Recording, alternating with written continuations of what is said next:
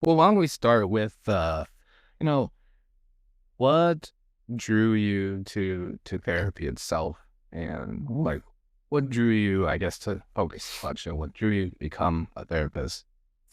Yeah. Guess it's kind of a there's a long answer and this is a podcast, so I guess we can go on the longer side. Yeah. When I was younger, I think I really really young, I think I really was curious about um people. And I think it came from a place that it probably comes to most um therapists, psychologists, and so forth, like out of a desire to belong.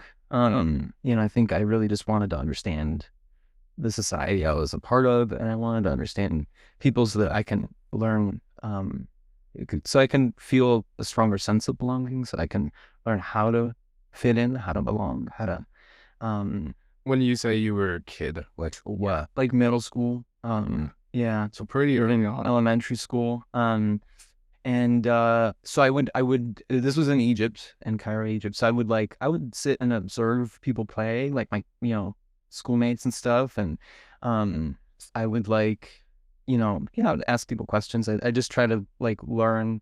Um, there's a period of my life too that I did a lot of listening. And, and then as I got older, I found out that that there philosophy and psychology is a field. I didn't know that I was interested in the questions, didn't know there was a field of study out there. And partly that was what wasn't available in the school system that I was a part of, that was a lot more STEM focused. So didn't even know about philosophy and psychology until much later, into my early teens. And then when I did, I remember my cousin was like, "Oh, have you heard of Freud? There's a whole field Have you heard of Freud? yeah, yeah, Yeah. yeah." And I was like, "Oh, okay, so they're doing this already." And so I picked up some reading, and I looked up stuff online. This was early online kind of, you can look up things and very simple ways, and started to learn, and then got excited. I struggled in high school because I really knew what I wanted to learn, and I wasn't getting taught that. So I have the biology textbook or whatever, but then underneath it had a philosophy book or something, in class, and I'd read it. Um, and then in college, I really fell in love with philosophy and psychology, because it was trying to ask the same question from different sides of just who are we? Why are we here? What are we trying to do? How can we make it? How can we, survive together? How can we, um, explore? How can we, um, live together? And various questions that come out of that. And then, I got into research and more neuro psychology. Because I thought at that time, as many people did, I think when they're kind of early, they get taught into that pathway of if you learn more of the brain and what it can do, and then we can advance technology enough, it'll cure everything. So that was sort of a very reductionistic sort of focus. What do you think about that, Frank? It's Yeah, I'm glad you asked. I think it's a little. I mean, I think it's not. I think we all kind of experiencing a wave of that with technology of there are a lot of people out there that promise all sorts of things. This is true of technology, and also the health industry and other industries, where there's a lot of marketing and a lot of things that get promised. And then, it builds up a lot of excitement and a lot of investment, I think. And then, you know, what it actually results in, I think matters less, because by that point, I think it's sort of sold itself on some level. And so I think I'm a little suspicious, I think, and skeptical, because it's I think there's a lot of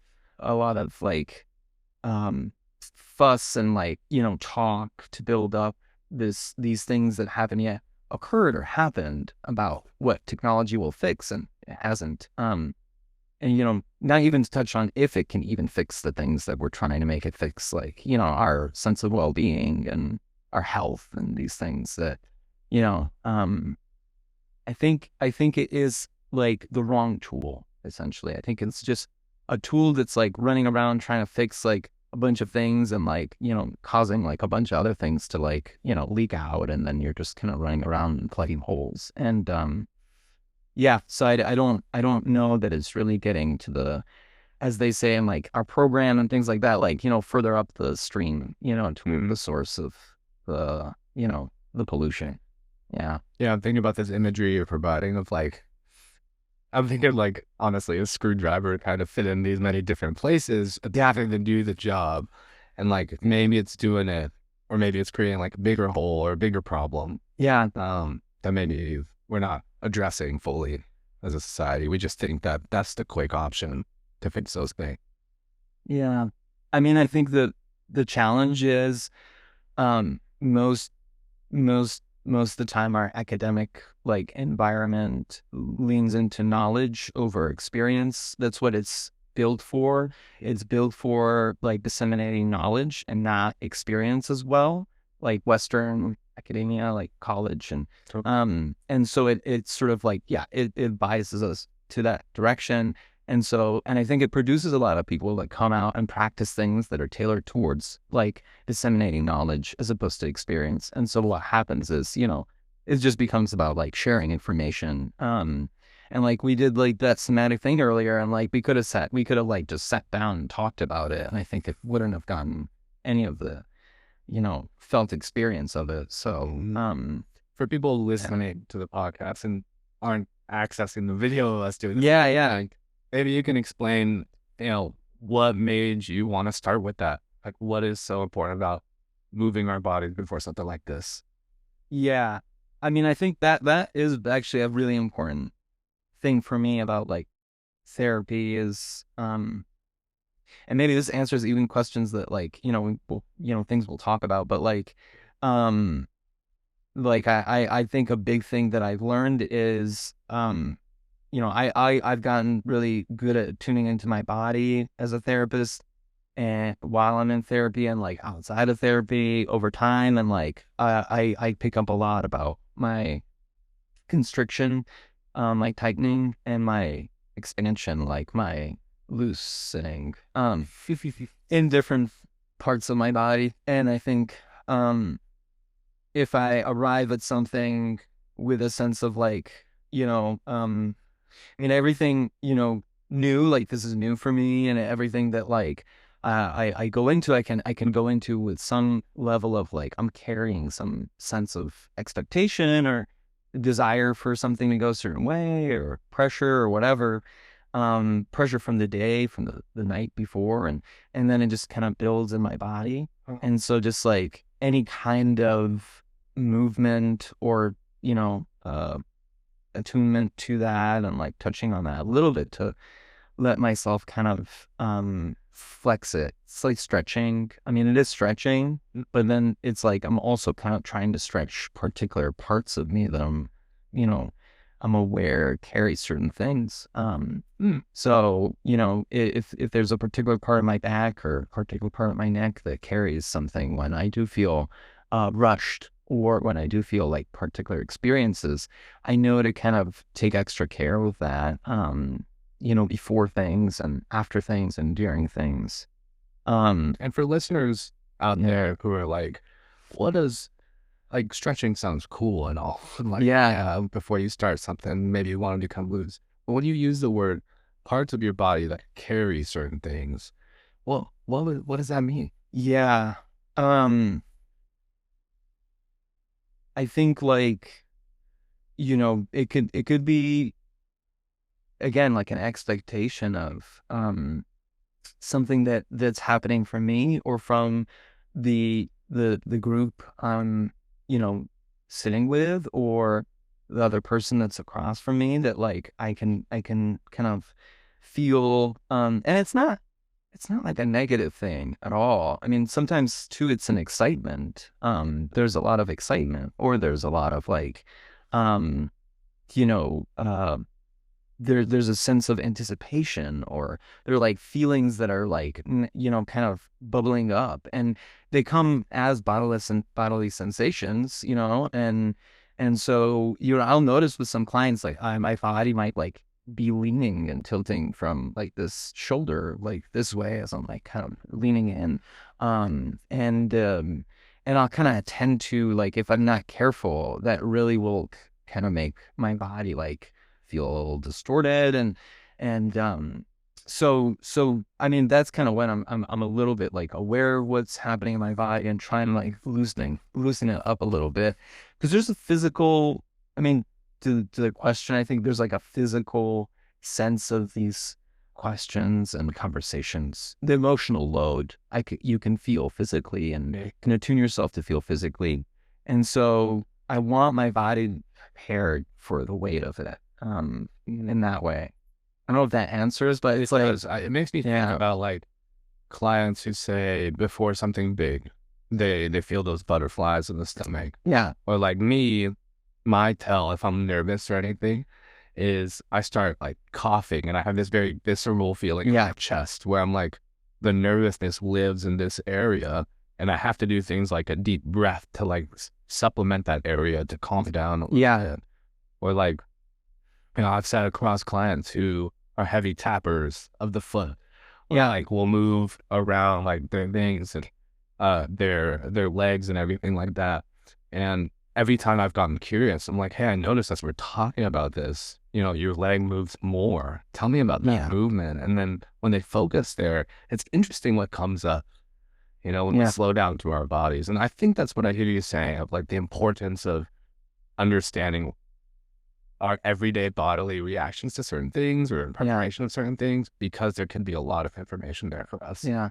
Is that what you mean when you say? Absolutely. Like it's like a band and I want to be able to have it like stretched enough, flexible and malleable enough, prepared for the kind of thing that I think were like saying like, just we're going to be somewhere that will encounter tightness or even encounter like, maybe agitation or activation. And so there's a lot of like kind of movement, kinetic energy or something, right? It's like a lot of buildup. And so being able to just warm it up and like get it flexible and, prepare it for that feels good. You were saying like the telltale things like I, when I do certain things, it tends to be like medical, sometimes like getting my blood drawn, it tends to be stuff like that. I'll giggle. I'll start to sort of like, that's like, I'm aware that I'm getting nervous but apparently it doesn't happen enough that like, I have to tell, the nurse or something like, hey, like this is a response that I do. I'm not sort of like, I'm mocking you. I'm sorry. But just laughing at the nurse. Yeah. Just laughing. Yeah. There's just like things that are unique to each of us. Yeah. Yeah. Yeah. It is an interesting thought, right? And maybe we'll get into this further when we get into like talking more about your clinical work. But I do wonder for you in preparation for sessions with people, especially if it's, I don't want to be leading in any way with the question, but like in preparation for sessions, do you ever have something you do for your body before a client steps in? Yeah, I mean, part of that is again like knowing my body and areas of tightness and looseness, and because I do have like shoulder and back pain in particular parts, I'll lay down on the floor. I'll lay down flat on the floor. In fact, I just got a heating pad for my office so that it can also like heat up my like spine area and like my back. So it's kind of like warming that area so that I can also like, because then I can maintain a certain form of posture that can help me, move in and out of the things that I want to move in and out of. It's not it's not like something in particular as much as it's giving my body the capacity to lean in and out of the things I want it to organically in the moment. So I will lay on the floor. Sometimes when it's sort of, so again, there could be the other side of it of like when there's a lot of anticipation that is built up from my anticipation for a session that, I've like been anticipating and like excited about or worried or nervous or concerned for this client in some way. or the felt anticipation from the client as maybe they told me like, hey, like I really need to come in for this extra session or something. Yeah. And then I will feel the kind of the buzz and the energy in my body, and I will do push-ups, or I will do like, I'll do some kind of like workout. Yeah, I'll do like a physical workout. I like push-ups just because it's like it is a almost full body kind of thing that like uses your own body's weight and gravity, you know. I like that kind of thing of like holding up my own kind of um weight. And then it also just really uses a lot of the breath, and it exhausts. I mean, it really kind of, you know, and Right. yeah, it's almost like a also forced reset for my breathing too. So it helps me then go, you know, get the breathing a little deeper from just up here to like further down. Yeah, because a lot of people talk about like, you know, get your breathing, you know, and they'll try to kind of go to at it directly. And I think if you do an exercise, your breathing will get deeper just by forced naturally. Like it's just gonna do that. Yeah. So like push-ups, or some people like to do squats or like jumping jacks, or you know, anything. But I think those are like more accessible and popular. I think like jumping jacks or some kind of like yeah. Yeah, that's the kind of preparation, mostly body Yeah. related. I Yeah. love it. I'm just thinking about the push-ups, of how like it's so close to the ground and like the floor. It's like literally on the ground. You know, I think about a buddy of mine who like would come for do therapy in I forget what the shoes are called, but they're pretty much like not no shoes, but like they're like really close to the floor so that he could feel like very grounded, Yeah. you know, and would walk around barefoot, Yeah. in the earth or whatever it is to get like some of that energy out. And I'm just thinking about like this push-up example, or even the exercise example of like really grounding the primacy of like our being, and like Yeah. letting the energy out into the natural. I feel woo-woo for some people out there listening, but it just feels like such a natural way of energy uh release. Yeah. Yeah. Like to like feet to the ground is really powerful. Personally, I've like find, and this is kind of funny because it's the opposite almost of grounding, water to be like, you know, like submerging, you know, and it's actually the opposite because I'll put my hands or something, it's kind of like they're floating, right? It's like but I like to use water to try and help me, you know, regulate externally if I'm like struggling to regulate internally. So yeah, submerging like my face or my hands. Also regulate temperature. Like if you ever find yourself like, you know, really hot or really cold, you know, there's nothing that's, I think, quicker than just submerging it in really hot water when you're cold, or really cold water when you're hot, like to really help. And I mean, some people's bodies, maybe it makes it worse if your body's really good at adapting and, you know, and balancing. But for me, it really, it's like, it sponges, it just takes the energy of the water. It's heat, it's current, it's sort of relaxing and soothing quality. So yeah, just good water, and on the face, on the hands. That's my go-to between sessions. You see me running to the bathroom a lot of the times. Yeah. Half of it's because I have to pee, and the other half is I run my wrists under cold water because that shock to my nervous system is so regrounding. And I need it in between sessions, so then I can show up, you know, for my next client in that way. And like my therapist, along with just a lot of thought people in our field, and talk about the visceral reactions we have to what you're describing as like hot and cold, how that's necessary for certain regrounding practices, especially when we're super anxious. And my therapist always like, when this happens, you know, find some ice cubes and just like throw it in your palms and squeeze hard, right? Because you will be back in the moment when you do that. Yeah. And sometimes it's necessary. Yeah. Intense. And it really, I enjoy things that can be, you know, really immediate and accessible in that way. And that's a really, accessible thing. Yeah. I veered from the questions of like how we got into, or I got into therapy. That's okay. Yeah, maybe we could just go back there. Yeah. I want to make sure. Yeah, there's Yeah. what were you gonna say? Oh, I was gonna say, you mentioned, growing up in Egypt. Yeah, Maybe you can. I know we've talked about it before, but help me yeah, understand more about what that was like. yeah. Yeah. I mean, I think the big thing is at that time too, there wasn't a lot of models for psychology and philosophy for that part. Like it was a little bit harder for me to see examples of that, really STEM focused in that period of time and in the school I was in particular.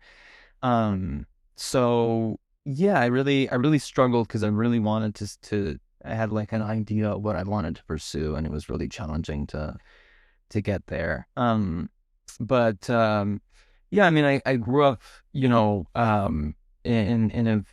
a very, very busy, buzzing city, with just a lot of like density and movement and a lot of history, a lot of past and complexity to that.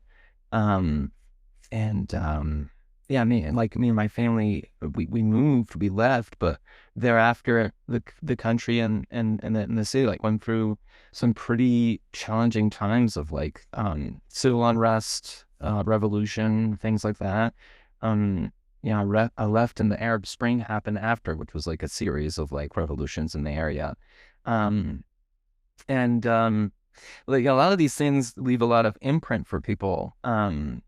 In their lives because it really, you know, kind of, you think about like the, for people who maybe haven't had experiences of cataclysmic societal disruptions like that, like in certain parts of America or something, when you're kind of more shielded from that, I think the one thing in recent memory that you can maybe connect to is the pandemic, Totally. and like that experience was so collective and, like you can get any two people to sit down in coffee shop or something and start talking. And if they start talking about their experiences during the pandemic, you'll see a lot of commonality, and also a lot of like shared, sometimes a lot of unprocessed like grief or stress or accumulated like stuff that they kind of put aside and didn't come back to, because I think it was a really like stressful time for a lot of people, and also very you know um, yeah, transformative time for a lot of people. But you get those experiences in many other countries that have more to do with like, governments being toppled or like wars entering into the home and the space of safety. And I see a lot of clients who come from those backgrounds, so it is really like a powerful thing. Um, You yeah. mentioned a second ago, like that has impact on a lot of people, and I'm wondering, even though you had left before all this had happened, Mhm. what impact has it left on you?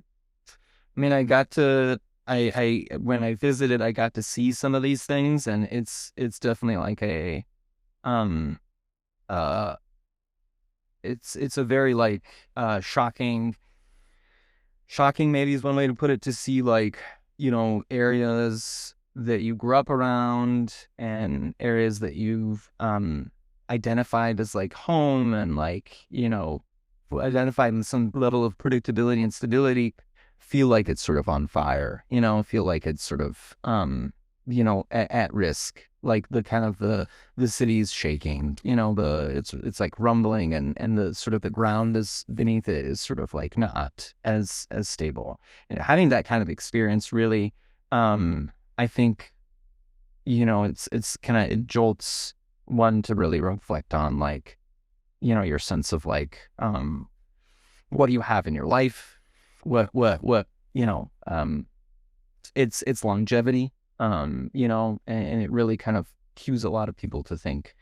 I think sometimes it gets people very reflective when they have the resources and the capacity. I think, unfortunately, a lot of times unresourced, without the capacity and with the continuous exposure, right? It traumatizes people. It keeps them in it, or like it locks them. I want to choose my words carefully. It's not. It really it gets them stuck, I think, in a place of like survival, right? Or like stuck in a state of like, um, maybe terror or a feeling of like, imminent danger or loss. So, Yeah. yeah, it's a very powerful experience. Like people, you know, in this country have experienced natural disasters, especially in the South, and the Southeast, like, frequently, and know maybe what it's like to, yeah, like feel, your home be potentially like at risk and the environment that you grew up around to be at risk of like changing in some like fundamental way. Um, Mm.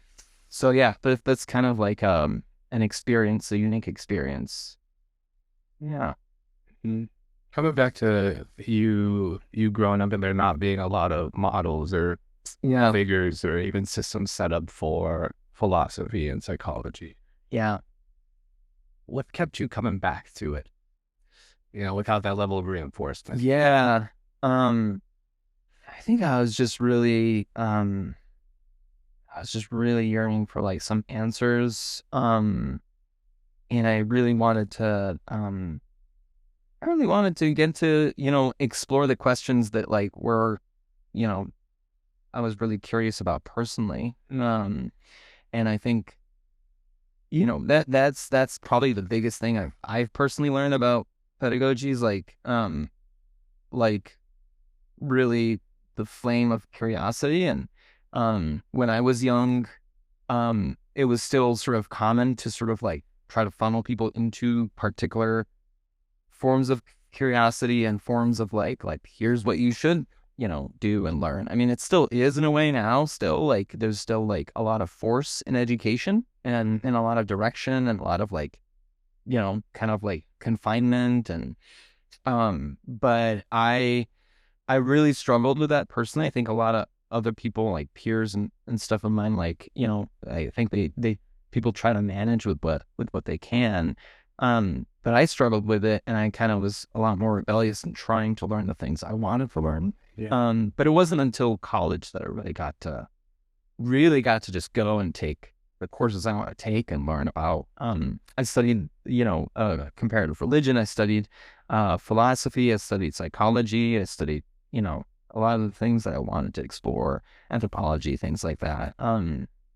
So just was exciting for me to try to help, answer some of the core questions I had about like, making sense of the environments I was in as a kid. And I think a lot of questions for people stem from, again, when I said earlier, like belonging, it stems also from like wanting to understand why they've been hurt or how they've been hurt or like, it sort of comes from maybe like rooted questions around um like uh um what happened to me, why, you know, um, questions about like, um, authenticity, belonging, things like that. And then it gets intellectualized. And I think that's sort of maybe what happened in undergrad for me is it gets intellectualized into like, if I can understand the brain, if I can understand these like sociological concepts, I can understand more of like, I can answer these questions of like what happened to me, but the reason, and this is, I think, this is the long answer to get back to therapy is, you know, um, then I stumbled on, oh, I can answer some of these questions in relationship with other people. Um, I can sit with other people and I can experience it too. I can get experiential knowledge through sitting with people, in a way that, will be really hard and maybe impossible to get sitting and reading textbooks. So that's where I stumbled on phenomenology first, which is the program that I know I mentioned like a few of like my peers have come on here and like mentioned existential phenomenological psychology. Yeah. What does that mean? What does it mean? Yeah, like I'm sure more people will come to give you like, and each one will probably be a little different. Yeah, like existential philosophies, straightforward, just philosophy about like asking questions about our existence, like, death, life, and purpose, meaning, pondering these things, pondering questions that stem from, being in that place of like, anxiety or despair about these questions of mortality. I mean, I think that like the big thing is every once in a while, and this will happen in really touching and deep experiences with clients and sessions, you'll get this moment in the space with someone of touching on like death, and what that means, that it exists, and that we all kind of live in a world where that exists and is inevitable, and that we, as a client recently said, like that we kind of just, we find ways to live with that reality. We find ways to sort of like move with that reality, with that element of our reality. And I mean, everything comes from that, probably, life, like art, expression, all of it comes from that place of like, okay, so what are we going to do with that knowledge that we have this thing? Yeah. And so I think existential philosophy is a real direct, let's address this head on. Let's like, confront the questions head on. Let's, really talk about it. Let's try to, create language for it. And I think phenomenology is the focus on experiential knowledge. That's the part that I stumbled on in an interesting way at first to that, which was I was studying like religions and cultures in college and undergrad. I was really interested in studying, different cultures and religions, and I enjoyed this was under anthropology more than psychology back then, but a phenomenological approach, which was they would also call it like an emic approach, like an approach to studying, other cultures and religions by like experiencing it, by going in and like engaging in the activities and the rituals and all that stuff. Mm-hmm. And that is something that I started to do on some level, and enjoyed. And so when I got the opportunity to know that there was a program that was seeking to do that with psychology and with the human experience and with providing like mental health care, by like sitting with people and trying to understand their actual first person experience. So like for me, what that means, like in a very in a more direct way than the mystery of it, is that like I will sit with a client and there is something that we're struggling to understand about their experience. And there is like maybe books right there that spell out some more diagnostic language or generalizable terms, or a lot of, libraries and databases for that now. I mean, TikTok is one of them. You can go on TikTok and you can find like language to express, right, like shared experiences and felt things and stuff. And, not to scoff at it. Like, I think that a lot of people on there have like, found particular language there that like, really touches something that hasn't been spoken to before. Right. Like provides that access to knowledge, like you were saying earlier. Yeah. Yeah. But I think what's really powerful is really stepping into the struggle with a client in the room, into like, let's try to put aside like some of the packaged language that exists out there and that has been served to us, and is maybe easier, and more maybe comforting to jump to, and instead sit with the like, tell me more about like what that feels like in your body. Tell me more of like how it moves. Tell me more of, you can use very like you can use sort of more vague language, mysterious language. We can laugh and giggle at like, what the hell are we even saying right now? And really like stumble and take our time with it until we arrive at like very unique and particular language. I think the relationship with a therapist and the forming of language is some of the most, I think, coolest things that happen in my experience with therapy. And it's akin it only to like my experience with like, my partner, where like I how many people know, and I'm trying to not just like me, but like if you're in a romantic relationship and you've been with someone for years, you will form your own language. You'll form your own like, almost dialect of like, a vernacular of like words for things, nicknames for things, like, short, gestures for things and stuff like that. And like forming a language to me with a client is one of the signs that like, oh, we're really getting into something fascinating here. So yeah, that's a really important part for me in the process. Cool. I'm taking it all in right now. Yeah. The code and everything you're saying feels powerful.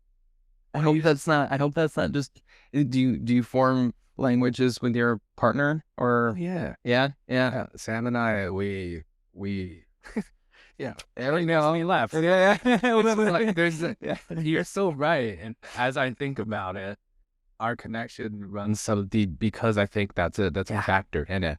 We know each other so well and we're connected in that way. Yeah.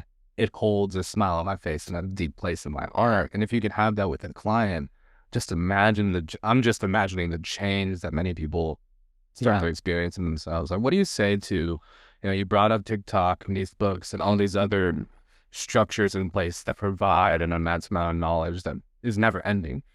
Mm-hmm. What do you make of the person out there who's like, okay, so why do I need to go to therapy then? Is this what we're talking about here of this language built together the only reason? Or like what makes therapy so different? Yeah. I think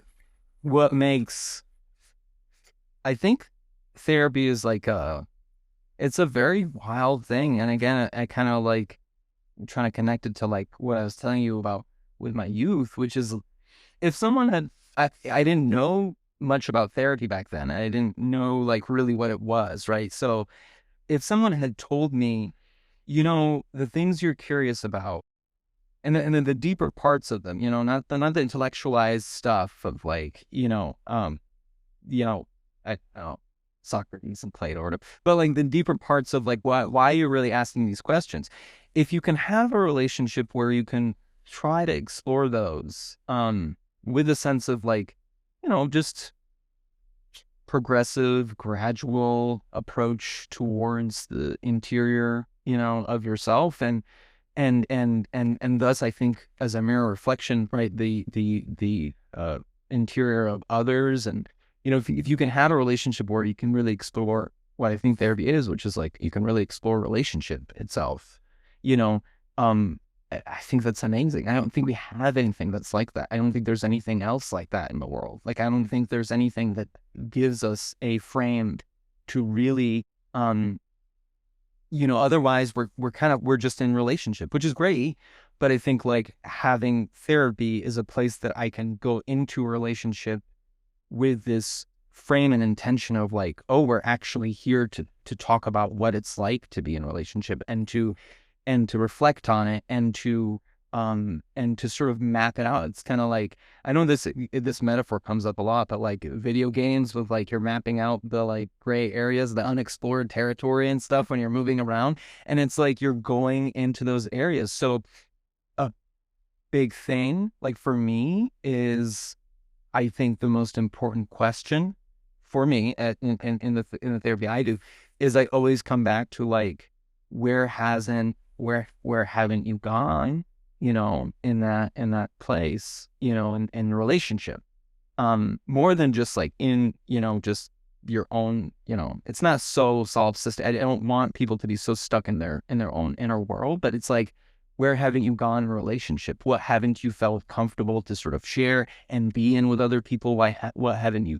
trusted other people with? What haven't you been able to do, right, in some ways? And we might not get to do all those things because therapy has a frame that sometimes can be limiting. There are things that I'm like, oh, I wish I could like, go and see this take shape in the world out for you, with my clients. But, I'm also respectful of the frame and the institution by which we kind of, we've arrived at the place we're in, right, with this relationship. So you're talking about like just keeping it in the office. Yeah. I mean, there's, the therapists that go outside and stuff at times, but there are some limits around what we can explore, but at least we can come closer and closer, nearer, probably much more than people get to without the intentional, right, like reflection and approach. So it really comes back to like, if I'm ever lost in a session or if I'm ever just kind of like, what is happening here? I just ask that question of myself, so if anyone's my clients like, that's what's happening. I'm just like, how can we deepen this felt like connection relationship? What hasn't happened here and why? I think the why is really significant because I then realized like, oh, you don't want to do this because in the past that's meant that, or Yes. and okay, so what are we going to do about that? Because you could choose to be like, well, Yeah, we're not touching we're that. not touching that. Yeah. But then I think what's transformative there is naming it, like, and that's been really powerful. And it's not a forced connection. I'm not trying to make people do things they don't want to do or they're not ready to do, but I am trying to, I'm trying to get people to be more, I guess, aware of what's happening and what they're choosing and what, so it's like, I mean, and so that's actually some of the most beautiful moments in therapy is like, we're both kind of sitting there and it's even nonverbal, and I'm looking at my client and I'm like, oh, we can't. And they're like, no, and we don't have to, I mean, even in just in the facial expressions, and I'm like, okay. And I'm like, it's like, there are areas that we touch on and we both kind of go like, okay, we've touched on it. We've felt its bounds and maybe that's okay for now. And I feel like that really builds a trusting relationship that a client can look at you and say no, and it doesn't come with a repercussion or a consequence. Maybe, maybe that really upsets you, and then maybe you built a relationship enough to like have a conversation about that. Yeah. But even in the nonverbals, for you both to just sit there and be like, we're not ready for this yet, and that's okay. Yeah. The passion is felt in that moment that you're probably right that person probably doesn't feel as deeply in other areas of their life. Yeah. Right. It makes me think of this question of, like, the popular thought about therapy is that you have a problem and you go into the space and you solve that problem and you're done. Yeah. I think that's where a lot of people out there think, like, we have this presenting challenge and we go to this person who's an expert and they'll walk me through and figure that out and problem solve for me. Yeah. How do you balance that want with everything you're talking about here of what therapy really is underneath? I mean, I want to address that want and just how bizarre that feels to me. Sure, yeah. And I'm gonna try to like, I'm almost like noticing like I'm kind of annoyed because I feel like that's inaccurate in the way I'm describing it. No, I feel like it's perfectly accurate, but I'm annoyed at the fact that that want exists and is a sort of a thing that's present and that people arrive with. And I don't blame them for arriving with that sense of like, I have some problems, we're gonna solve those, and then we're done, right? Like, but it's bizarre to me because nothing really works like that. I mean, not even the most technical, like, structured, almost like monotonous robotic jobs that exist out there. I mean, you think about like, yeah, like, which again, like, feel like kind of on the other side, right? Like the more kind of knowledge based, the more technical kind of in the, maybe like a structured kind of binary sense, right? Like ones and zeros, like, if you have like computer issues, right? You do bring somebody to help work with it and stuff and fix the problem. But then like anybody that works in a company where, right, they have like an IT person or something knows, like, they don't just like bring the IT person and then go like, all right, I'm done with like IT problems now. Like, you have to have somebody that's capable of coming in because you know that the computer will have other errors at some point or other issues. I don't want to like really, localize or make like a technical landscape of the human psyche, but like even technology doesn't work like that, and technology is a lot more binary and like, right, localized. But even technology doesn't work like that. It continues to have new problems, and new problems need an existing relationship to develop a way to address it and a language for it and all of that, right? So if that happens with technology that is a lot more direct, right? Like this line, like this break in this wire caused this thing, right? Then what about the human psyche that's a lot more mysterious and a lot more ever evolving and ever, shifting, right? It's a lot more of like the atomic thing of like, you observe it and it moves, right? So it's like, you do need even more so a relationship, an ongoing relationship with someone that can address And it's not that person, it's the space. The space can address these things as they shift and move around. And I think that's the case with like, yeah, having a medical provider, having like somebody hopefully that attends to your body, your somatic health, and like, whether a physical trainer or a yoga instructor or like a massage therapist or whatever, right? Like you're having these people because they are forming and helping you form a relationship with that part of yourself that's going to be lifelong as you exist as a human being. And then, I don't mean to say that you have to be in mental health therapy your whole life, but you're going to be dealing with your mental health for your whole life. So, you're going to need something to attend to that. And maybe that thing will shift to other areas, it might not be your primary therapy, your, individual therapist. It could be like a group therapy, could be, different things, but having spaces for it is just an acknowledgement of what it is. It's a felt knowledge of what's happening, which is you are a person with, right, like mental well-being that needs to be attended to like anything else. Yeah. What an interesting perspective. Really, I don't think I've heard it as clearly said as that of like, what's the purpose of therapy? Like why people come in the door Yeah. other than to problem solve. And I think you're absolutely right. And like, I so agree that, nothing else functions as like one problem, one and done. Yeah. There comes to be more and more, and the space allows us to just engage with those things in a way we're not able to do everywhere else. Yeah. And if there's a client who's like, this is really big, and they come in and then that gets solved, and maybe that feels satisfying enough, then that's like building that trust enough to say you can come back when other things come up, or another thing happens. I think that is also a beautiful part. I mean, another part to that is, what that is the deepening, the deepening of the layers into the work with your therapist or with yourself, which is if you're coming in to resolve something, right? I don't want to like, it could be it could be different categories, or it could be, but it's at a particular layer, right? And, yeah, like a loose kind of boundary, like it's the particular layer, and then you solve it, and then you stop tending to your mental health, and it comes, another thing will come up, right? It will probably be at that layer on some level, I don't imagine it would magically sort of like, right, sink into something. But what therapy allows for is if you continue and then another problem comes, it's not as though we're digging or it's like that linear, but generally speaking, it tends to feel like you're getting into sort of addressing issues and things that are coming up that are at deeper and deeper levels of your inner self, your relationships with other people, the questions that you're posing, or the things you're afraid of and the things you desire. We get to the deeper parts of them. It allows you to do, right, much more deeper work. I mean, and again, like, to your point, everything functions like that. Even like plastic toys, right? Like they need kind of repair every once in a while.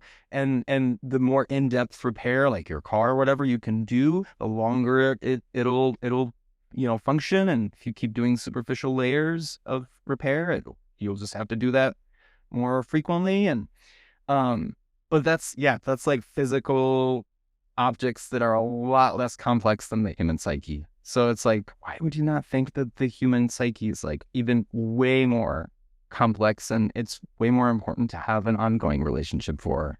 Yeah. I love that perspective. Thank you so much for sharing that. I think it even deepens my perspective on the work too, and gives me language to talk about it. And I think gives a lot of people who are listening language to know like why it's important. I'm thinking about even my family members who are like, come on, this therapy thing that you do, like what's the point of it? But when you put it that way, it makes so much sense that it just allows you to go to these places that you would go to in any other area of your, like any other material thing in your life, just for yourself. Yeah, it's so powerful. So you're talking about getting, into these layers and getting deeper and deeper with clients. And as I know, as another therapist, like it's a lot for us to take on emotionally. Yeah. How can you go day in and day out taking on this emotional load and then still thrive in your own life? How do you do that? I had to, no, yeah, it's good. Like, that's a good question. I mean, yeah, sometimes I just have to accept that, like, sometimes I won't be able to thrive, like in the sense of like, sometimes things won't be good. Sometimes things won't be okay because I've leaned into my work. But, that happens for people that work on, the social media algorithm, right? For like, not to scoff at other people's work and stuff, but like, that happens for anybody in any job. And even people that, some of them are my clients that really think that their job is, you know, not aligned with their values and their purpose and meaning. Mine is. And I'm grateful to have that. It's a privilege. And I've had to sacrifice some things to be able to do that. But it also means that when I do struggle and suffer, when I do feel like, I'm in a down week, or like it's rough because I've leaned in a lot with my work with clients. It's a toll that I kind of pay in a way, and I'm just kind of like, okay. It doesn't mean that I don't like do things, with myself and for myself.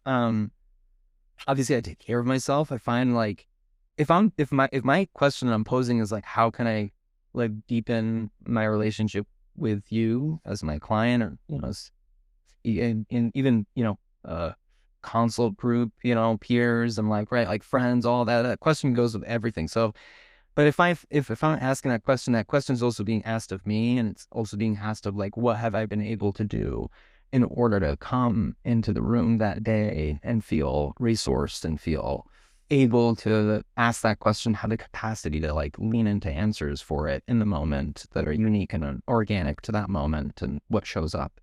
And so so like, I I do have to do a lot of things, right? Like, I have to have spaces, ritualistic spaces to sort of like go to and like unload things. I have to tend to my body. I have to do a lot of, there's a lot of like rituals and sort of like things that I do in order to be able to come into the room and feel somewhat prepared as much as I can, as many times as I can. And, kind of fail at it sometimes, and I'll bite it, just kind of be like, oh, this is a tough week. I started not feeling as resourced, and now I know why. I can feel why, I'm experiencing it.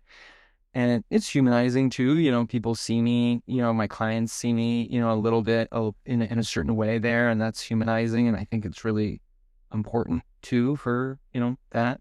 Um, but What do you mean by clients see you a certain way? What is often? I mean, they see that, they see me maybe struggling a little bit, or maybe they see me, just more tired some days, or more sort of like, and that's very vulnerable. And it helps balance things so it doesn't feel like we're sort of, on asymmetric.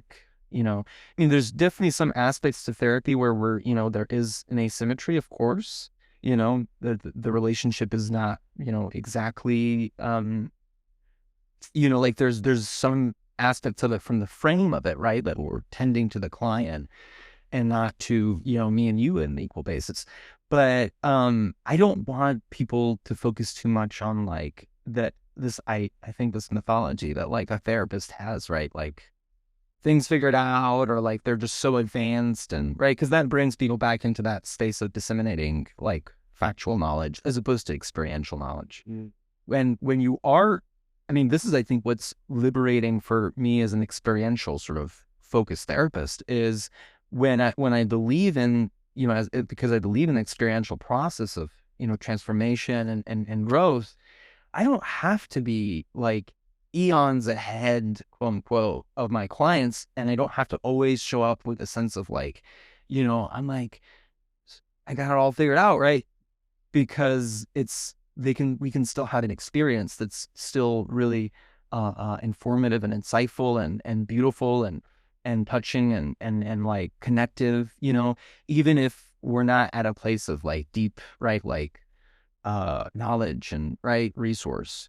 I think I would have a lot more trouble if I was like a skills-based therapist and a very like structured therapist, and I felt very under-resourced in a moment, because then I'd be like, well, my client's gonna right, read and or experience that as like, how much can they give me if they're not able to give themselves, as opposed to if it's experiential, I can actually touch on something. And sometimes I do get to touch on something because I'm there with a client. We're both struggling with the fact that the season just changed and we're both kind of feeling a dip in energy, and we're struggling through our, different, and like we can kind of talk about that together in an interesting way. Yeah. And not from like a sense of like, let's jump to sort of like fixing, or let's jump to like, yeah, our skills or whatever. So Yeah. you're saying that, like, I mean, part of the reason why, again, you're in this experiential work is because it's a lot more sustaining for you outside of the work, Yes. and it sounds like care for yourself, beyond just the skills that you're naming of like moving your body or whatever it might Yeah. be, is allowing yourself to feel, Yeah. that emotional weight that you're taking on from the session or the client. Yeah. Yeah. And like almost just committing to knowing that it's going to impact you in that way. And like, that's okay. That's what Yeah. you signed up for. And also tack on the sense that it is your passion and so tied to your purpose that it makes it, at least what I'm hearing is like, it makes it easier to come back to even after down weeks, as you're saying. Yeah. Yeah. I mean, I think you touched on like the big thing is presence. Like if I can feel a sense of presence. So like, you know, the question for me of like what's deepening, what isn't, and stuff in therapy is a guiding question externally with the relationship with the client. And then internally, there's a question of like, am I present? Like, why if I'm not, and all of that. That's a kind of question for me most of the time, to gauge what's happening in a moment in session. So like presence is really important, to me, is just as, maybe even more important, actually more important. I feel confident, more important than movements. And, like the somatic thing that we did in the beginning was great. But I think it would have not been as good if we didn't feel a sense of like, if I didn't feel a sense of presence in my body and in my like connection with you. And in fact, I would have rather sat down and been completely still and stiff and just like felt a sense of like presence being here with you than doing that and feeling sort of like tuned out and somewhere else, so presence is really important. I think presence, is a word that we therapists use a ton. And like Yeah. is often in the popular vernacular, popular language of like when people are talking about mental health and care. But I'm not sure if a lot of people know what being present actually means. I'm not sure if I really know what that means. Yeah. Or if there's a single definition to it, which probably there's not. In your experience, what is it to be present? Yeah. Yeah, maybe hard to not like get a little woo-woo with a little like mysterious with trying to answer that. But I mean, when we're thinking about that, I think about like when I was saying earlier, like maybe this was before we started recording, but I attend to like constriction, tightening, and expansion with the more somatic, like the body. And then with the mind, with my consciousness, I tend to the presence and the dissociation. And I have access to that for me, and I have cues for that with my client. So what that is really important for me to try to gauge if I'm going somewhere else mentally, get like dissociating a little bit. And it's also really important for me to gauge if I feel like my client or the person across from me, is kind of dissociating a little bit.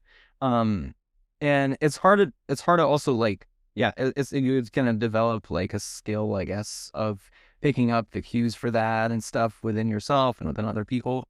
But what that comes to is like, we each have like a capacity to be attending to the depth, the sort of like the like the picture, the like the resolution of the picture, right? We have like a capacity for the depth of resolution, and how long we can sustain that.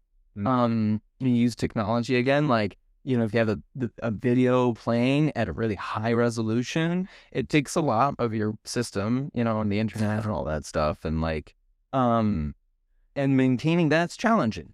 And I think at times, right, for many different reasons, there's disruptions, and it kind of, it gets either resolution sinks or it starts to lag or whatever. I think, something like that could be, we could talk about as a metaphor, right, with what's happening in the room with people, where like people try to stay very attentive to what the other person's saying and what they're feeling in their body and what they're picking up from the other person. There's a lot that's happening, a lot of, let's say, noise and, stimulus, and then it becomes overwhelming, and maybe they start to sort of like tune away or they wander or whatever, right? And that's natural and healthy. But over time, and this can get more complex with trauma and other stuff, but over time, I think, it becomes challenging if somebody is dissociating and withdrawing around specific things, around specific people, in specific environments and settings. And it is important, because if I'm sitting in the room with somebody who's dissociating, as we're approaching something, with some charge, then I think we've lost the tether of connection to, the thing that we're trying to touch on. And some therapists will say that's even harmful. Like if you are going into something and you're dissociating and you keep going and keep forcing it, it's more harmful because you're reinforcing, I guess, the dissociative pattern. So it's kind of, I think about it as like a gauge, maybe you can gamify. I don't like to gamify things. And like, like kind of like a video game with like, when you would play a game and there's like it's like a mini game in a game or something, and you're like pulling a rope or you're doing some activity and there's like a bar and you have to kind of keep it at a certain like threshold of balance. Yeah. It's kind of like that. And then You're talking presence is like that. Presence is like that. Uh-huh. Like when people talk about mindful presence and, meditation and stuff, like it's challenging. It's really, really challenging. You're not able to, and maybe you're not supposed to sustain it too much for too long because it's overwhelming. But you want to tend to that like balance and try to work on it and practice it in a way so that you're able to take in the juice, the real like stuff of life. So we get to the other part, which is like, that's what life is. If I'm constantly just disconnected, different parts of disconnected, I'm not getting as much of the, the rawness and the felt experience of life, the real good stuff. Yeah. I love this description of presence as a balance between how to be like the current, how to be present and like what makes it difficult to be present. And it's like presence is that dynamic that exists between them. It's not like one or the other. I'm present or I'm not. Yeah. Presence is like, how do we come in and out of this moment? Yeah. Yeah. And I think you're pointing to just how complex it is to say, or how complex it is to say that you're present. Right? Yeah. Because I think I hear a lot of people are just like, the solution is to be present. Right, just be present right now. Be present. And like, good reminder, but it doesn't actually encapsulate how complex it is in the moment to actually be present, because there's so much just in this explanation you're giving, so much that is involved in presence and like happening both for me and you as we sit together. There's a lot of layers. There's a lot of layers to experiencing presence, and there's a lot of like work in it. And it's very challenging. But it's really important and obviously vital for like now with technology and all that. And, and I think, technology can, and mostly hinders, but technology can also allow us to deepen our presence at times and with things that we don't have as much access to, or with, I know that like, not to be very dismissive, like I know that a lot of younger folks and like, new generations are using technology in ways to try to like, deepen their presence to some things. I remember there was like an interaction in like a comedy skit of like, like a father and daughter, and it was like about how, one was like watching a show and then like picked up their phone, and then the father was like after going like, you weren't, paying attention and upset, and the daughter said like, I looked this thing up to find out more of the context of what was, behind the scenes for this play and performance to understand like a little bit more of like what they were showing. So it's like A lot more wise. yeah, yeah, I'm just like flipping through it. Yeah, that's not what I'm doing. I'm playing on my phone. But yeah, like, it's just, with tools, like you can do a lot of things. Most of the time it doesn't. Most of the time it takes us away from our capacity to deepen our presence. But it's a challenging thing. It's a practice, and yeah, I mean, I think like I think that like touches on like a big part of therapy for me is like how can I help us feel more comfortable with being able to slow down and savor and enjoy the like depth of simple singular um like objects or sources of information, or like is really hard for us to like sit with something like a lot of people struggle now with reading more than they did in the past. A lot of people struggle with like sitting and doing, like, try to pick up games that were popular in the 40s or 30s. And I think most people now get pretty bored of it because a lot of them involve like bouncing a ball or like, throwing a thing. Like, I think It's sustained focus. yeah, sustained focus is really challenging. Knitting, crocheting, these sorts of things. Like, um, yeah, I think like those are activities that try to bring us back to a sense of like being able to sustain ourselves with something that has a lot more depth that we've lost. But I yeah, think that's what I heard from a lot of people as I was preparing to even start this podcast. They were like, well, how long is your episode? How long are your episodes going to be? yeah, Right. And I was like, well, for the sake of it being called In Session, I want it to be at least 50 minutes. Right. I got yeah, eyes batted at me like 50 minutes for like a podcast. How are you going to expect people to listen for that long? yeah, I think you're just pointing to something of like, that's very relevant in our day now of how hard it is for people, you and I, and the people out there to sustain focus for a good chunk of time. yeah, Even for this podcast and even for therapy, it's like to ask someone to sit and be present for 50 minutes is hard to do for both the therapist and the client, and for us just here sitting with each other. And then, most of my episodes last a lot longer than that, yeah, couple hours or like an hour and a half. And, I don't expect anybody to sit through the whole thing, but if you can, I mean, there's a wealth of information and knowledge that comes of it. It just takes a level of effort that maybe it's hard to produce in any given moment. yeah, And is it something we want to get back to? Maybe. And or is it something like we want to just be more curious about what makes it hard? Sure. yeah, Okay. Coming back to earlier, you said that clients see you even on the down weeks and like notice things about you, and like that's part of the work. Um, how do you think? I guess the question is, does the way a client sees you in the room differ from the way like your family or friends or your partner sees you outside of the room? Is there? oh yeah, for sure. That's a good question. Yeah, yeah, for sure. I mean, I think as it should.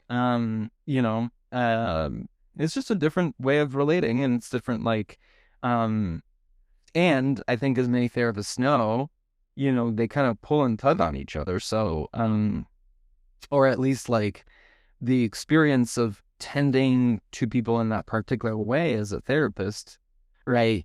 You're kind of pulling on particular muscles, like, and abilities, and then, I come home and I'm like, I just kind of want to, uh, limit the intensity of intentional presence and intentional, like, right? Like it's important for me, especially like at night, with both like replenishing the type of kind of I guess battery or whatever, like, of the work that I do, but also with helping regulate, this is its own separate thing, helping regulate my like nervous system stuff.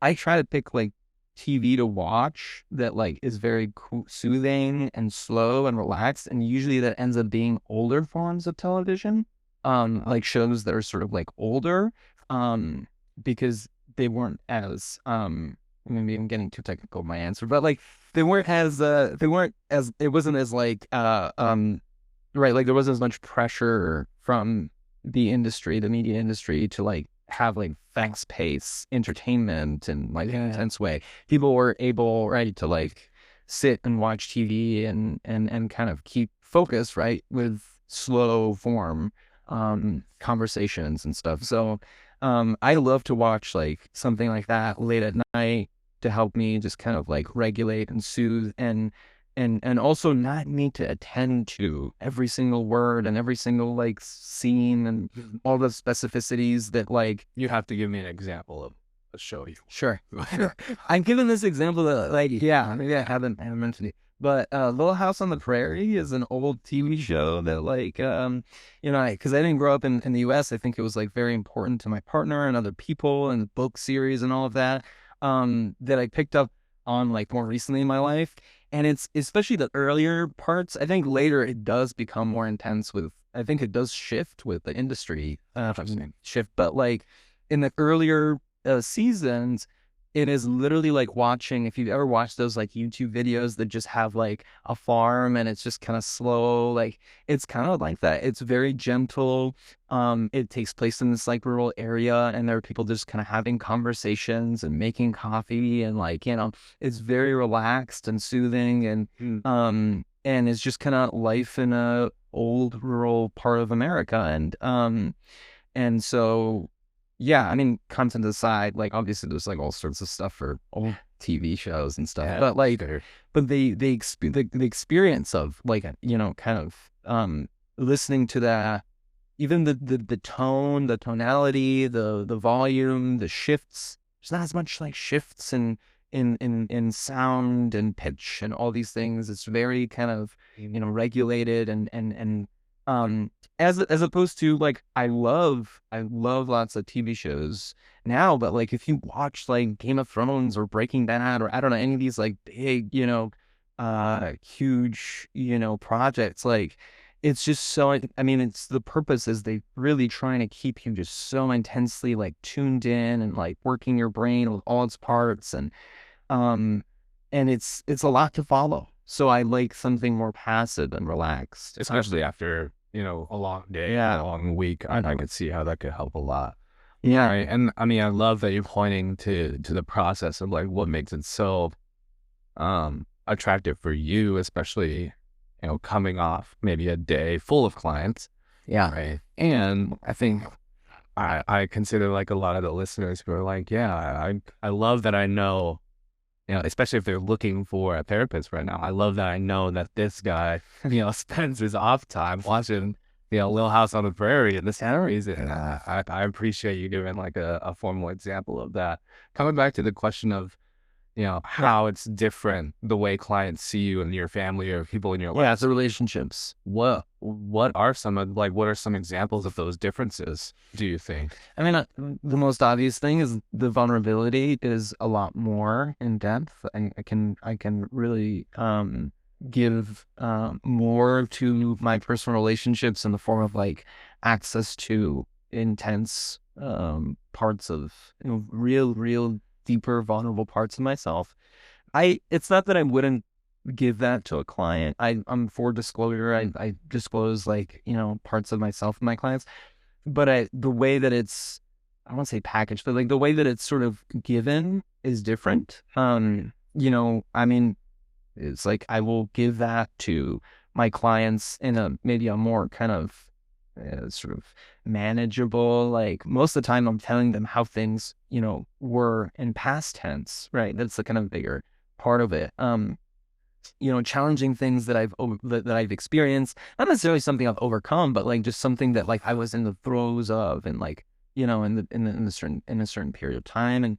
And with my partner, with people in my life, like they can, I mean, I'm with them, and it's important for me to also like be open with them of like really in-depth moments of vulnerability where I'm like, I don't know what to do with this right now. And I don't know how to like make sense of this. And I don't know how to, I'm like feeling a very intense sense of loss or chaos. I think chaos is another, like they really get to see more chaos in a way that I think is important for the relationship. And also just like, real, like, it's not, um, it just shows up, as part of life as well.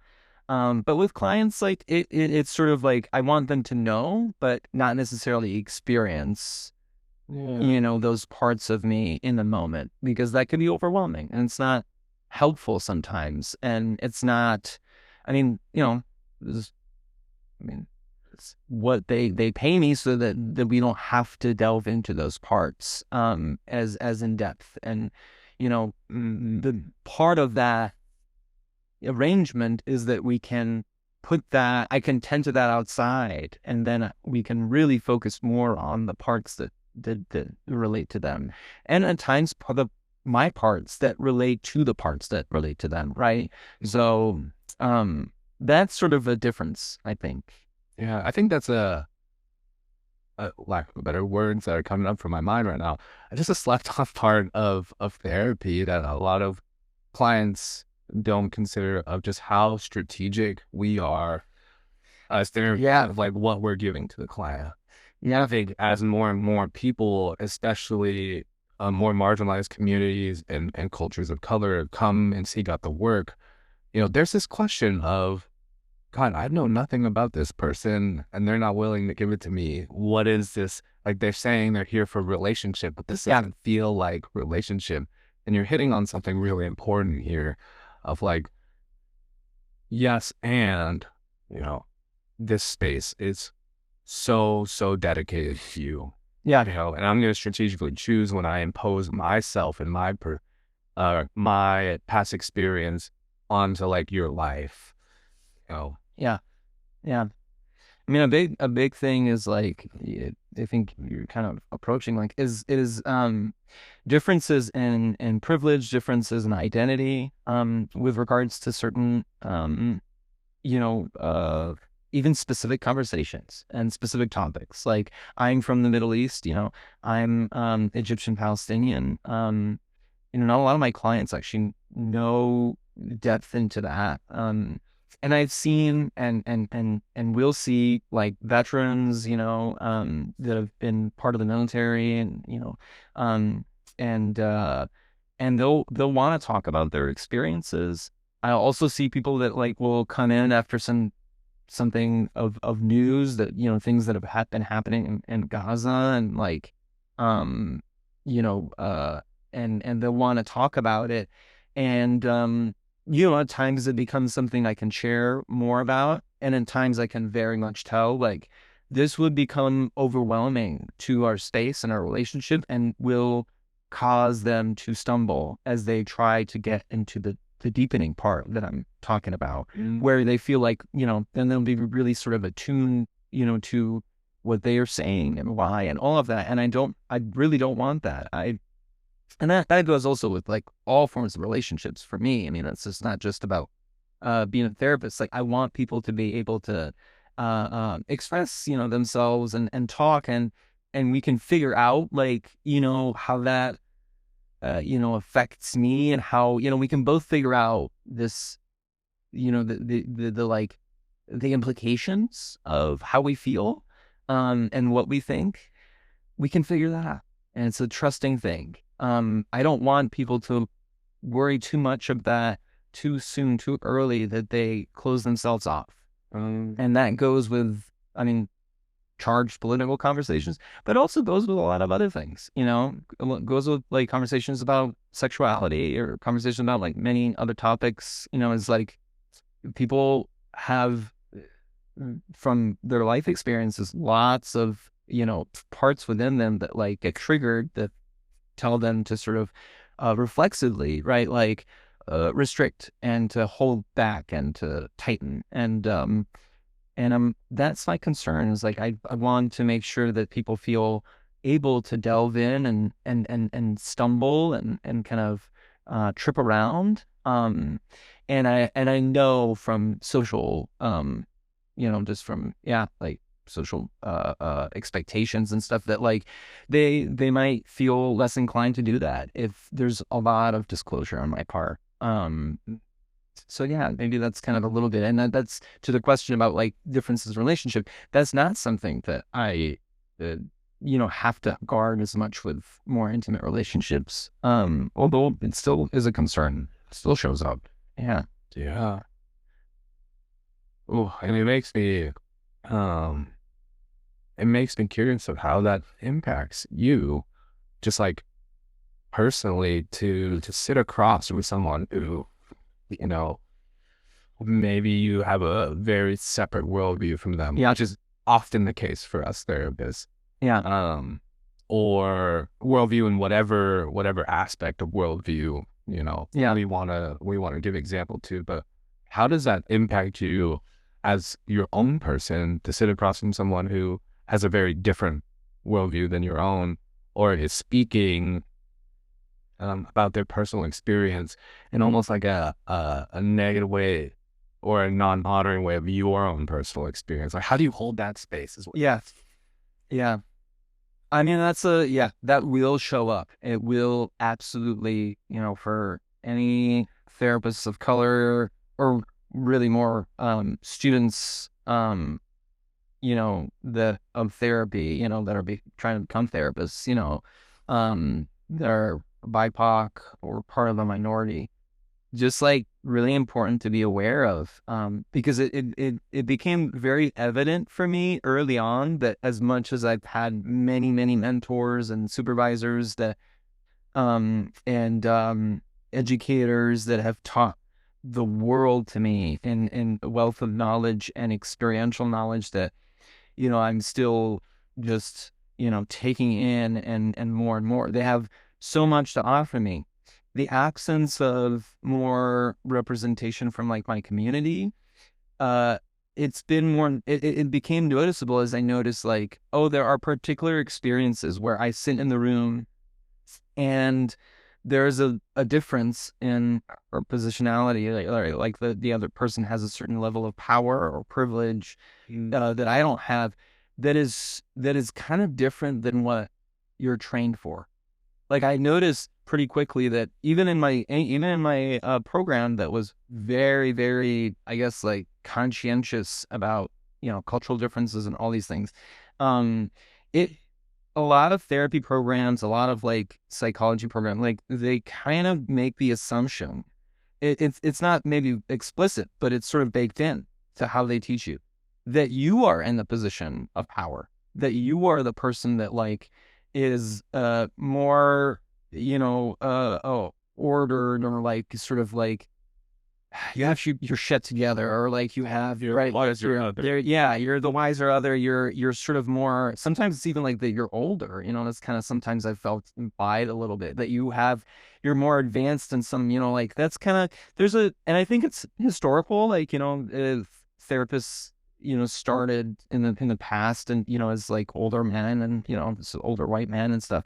So usually with like doctorates and stuff. So it's like it implied a certain thing, but it didn't. It wasn't a lot of exploration of what it means to be on the other end of like certain things. And one of them is that. One of them is like the example, more specifically, of working with people who've been in the military who. I will say it's not that there's an ideological difference or like a ethical difference as much. Like it's not as though there isn't like blatant, I'll just say this, like there isn't like blatant racism that is experienced. I think that dynamic would be different, but it's still something that's in the room, to put it bluntly, like the reality that if they saw active duty, that this person that I'm working with likely interacted with people that look like me and spoke as I speak. And that might have even been some of the only interactions that they've had with somebody that looks like me and speaks the language I speak, before meeting me. And it was one of like complete and total dominance, existential, dominance of life and death, where they maybe held a gun, pointed or not at them, where they maybe ordered them to do certain things. and they held the power to end their lives or to relocate them or to imprison them. And that's a reality that, is just part of our world. And part of the dynamic of how Arab Americans and people from the Middle East and, and other parts of the world too, experience, right, with, you know, people who've served in the military or otherwise in the U.S. So because of the recent, wars and so I sit in the room with folks that, them and I get along really well socially. And if we were sort of out in a, public space and we're friends, like we're like getting to know each other in like a restaurant or something, like we probably have a nice chat and everything be fine. But there's a depth that would be missing, which is the reality that there's this element. And we can have conversations and just avoid the element altogether. But I think it escapes the opportunity to touch on that element, right? Sure. And I think as my clients who have been in the military, or were, or are, I mean, have been able to get into the deeper work, they have pointed to that, like, yeah, that's a big part of like, choosing me or working with me or what they do want to touch on, even if they don't know how or fascinating or it's scary or whatever. But it's it's a very, it's a very interesting dynamic. And there are other dynamics that are sort of that will happen, right? Like gendered and other, working with women, working with trans women, where like I can tell there's experiences, right, that's kind of flipped, where like there's something about my maleness and my masculinity that like is triggered, and we kind of navigate that. But that work is wonderful because again, that's a space that they might not be able to explore with if they're chatting with somebody, at a gathering or a party or Thanksgiving dinner or something. But like we can be intentional. We can notice it. We don't need to like resolve it or do something in particular, like do a certain activity to cleanse it or something. Mm-hmm. Something might come up that we do, but even just being able to like be in the room and acknowledge it and be like, oh, that's, you feel that. I feel that. It's been present between us and it might be present out there when you encounter other people. It's really powerful. Totally. It sounds like in your practice, that's something you try your best not to shy away from those types of conversations. Oh yeah. Right. Even if it's impacting you personally, being able to, do you call it like compartmentalizing that feeling, or do you stay with that in the moment, especially if it's a feeling of like, oh, this decline, what they just said hurt my feelings, or like, neglected a part of my identity just then when they said that. What do you do with that feeling if that exists for you? This is probably related to other questions that we talked about too, but because I'm trying to be present, and because, I can't really like escape it. I can't dissociate and really start to tend to myself too much. I want something more like, accessible and immediate, but also like tangible and powerful. And so I'll use imagery. One image, this is funny and weird, and I'm going to say it. One image is the clip from The Green Mile. Have you seen that movie with Tom Hanks? And which apparently was written by Stephen King. I didn't know that. Kelly actually, I think, told me that. Oh, I think it was Kelly. Yeah. I'll have to ask her. Yeah. But The Green Mile, there is the scene where the prisoner, right, the black man in the movie that is like, discriminated against, and just goes through all the, I haven't seen the movie in a long time, but there's a particular scene where, I mean, as I recall, he has like a gift, right? He has like this, like he has a power, and I think it's a lot more like about physical, as I'm recalling, like ailments, right? Like disease or disability or something that's physical.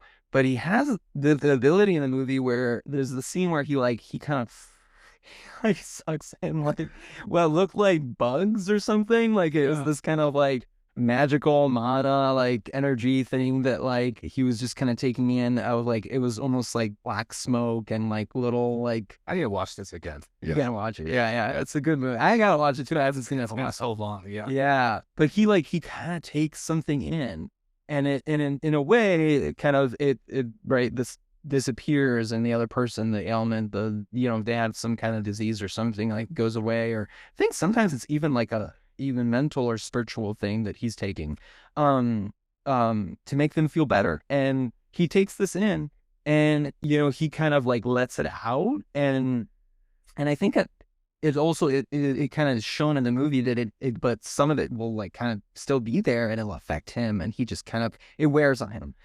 Well, that's what I think.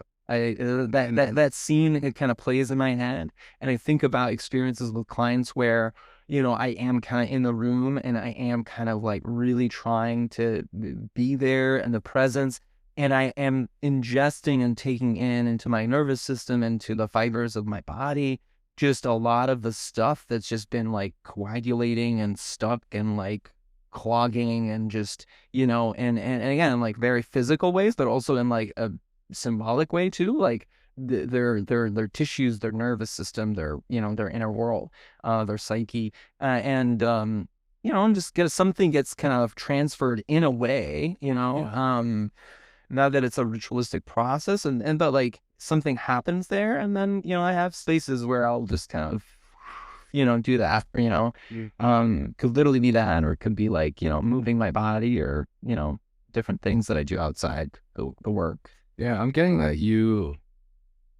there's power in even you just being aware that this is part of the process.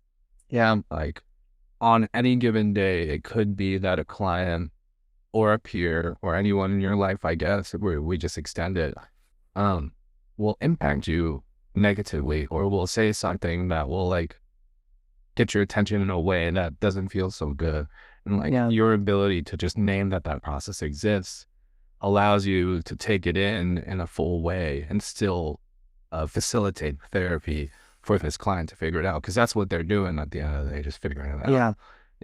And if you're choosing to impose this negative feeling in the conversation, like we said earlier, you're doing so in like a strategic while also compassionate way. Yeah, it feels right. Yeah, because sometimes it's anger, sometimes it's like a maybe somewhat playful kind of like jabbing, or like it was a silliness, or like there's so many like different types of like things that will show up in the moment that need to, I think, in relationship for clients, and I want them to let go a little bit of the restriction, the holding back, and part of that is trusting that like what comes up we can feel into and manage, and it won't define our space.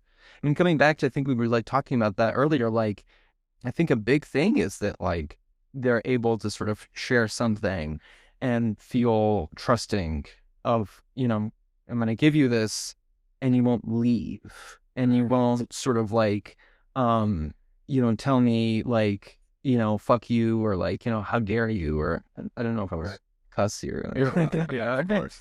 Yeah. But yeah, like they do want like a feeling of that. And not that we can always guarantee that. There are things that we're human, so there are limits to, what a therapist can take, as well as there are to any person. Like I'm not here to be abused, but of course I am here to like try to give you more than I think can be accessed in other spaces, because we're trying to really be intentional about entering into that and pushing it to its limits, maybe. I think in the subtext, what we've been talking about here, there's the work, and also like how you care for yourself, getting into the self-care of, moving your body and accepting the process of the job and all of that, as well as like watching your shows. What Let me form the question here. Yeah. Yeah.